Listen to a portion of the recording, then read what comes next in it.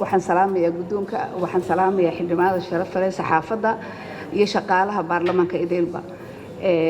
waxaan maxay haytay horta wixii aan oran lahaa in badan baa laga yiri waxaan horta marka u horeeyo waxaan qalad fara badan baa maanta halkan ka jiray laakiin waxaan u maleynayaa guddoonku ma garanayo waxa laga hadlayay barakac iyo riteeni labada wadad shuruucdoodu waa ka gaar maaha sharcigan maanta inaga hor yaala marka inaan ku wareerno waxaan sharci aan meeshan hayn waa qalad majority dadkii halkan ka hadlay waxay ka hadlayeen barakac maaha sharcigani sidoo qoriyayna waad aragteen mid labaad sharcigani waxa weeyaan inta badan haddaad eegtid qodobada waa qodobada maxay haytay international oo aanan waxba ku lahayn saxid iyo qalad midna aynaan shaqo ku lahayn sharcigan in fara badan baan sugaynay waa sharci qaxootiga ah oo kaliya marka taa horta inaan isla qaadano weeyaan mid labaad waxa weeyaan maxay haytay abdisabi baaba in badan sheegay intii aan lahaa daan waan u dambeeyaa wana ka cabanaya because anaaba ugu horeeyay wax la igu dambeystay ma garanay iga raali ah adigu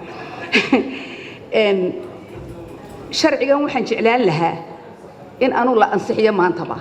inta laga saaro wixii af Soomaali ahaan iyo wixii siiqad ahaan laga bedeliyo sidoo Maxamed sheegayo kaliya waxa laga bedelo laakiin sharcigan inaad ogtiin mooyaane waxaan sugaynaysan qoladayadii hore sugaysay sharciga qaxootigana maanta barakacayaashana waan sugaynaa iminku soo baxay inta ma idin sheegaya waxa weeyaan mid kale waxaan gudoomiyay qoreen xaga commissionerka af Soomaaliga oo khabiirkii waa kan commissioner ma aha gudoomiyadii marka af Soomaali looma hayo hadda waxaan jeclaan lahaa commissionerka in sidiisa lagu daayo waa ay qofka qaxootiga joogaa waxay UN commissioner weeyaan una ka sareeyaa maxay hayteen director general intaasaan isku kordhinaya laakiin sharcigan ha loo raaco wixii dastuurkeena intuu ka qabo inta kalena waxaan jeclaan lahaa in la ansixiyo waa sharcigan qaxootiga ku xiran in badan muujiyo barakacna maaha riteeniina maaha kuwa la soo celinayna maaha la socdaynta